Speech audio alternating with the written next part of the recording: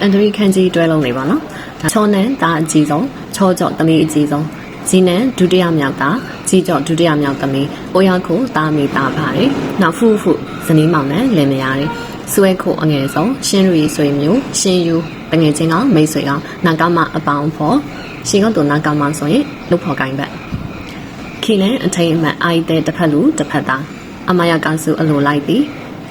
နန်းရဲအသက်အရွယ်ခိုးရဲတက်ကြီးရွယ်ကိုရှုဖူအိမ်ရှင်မ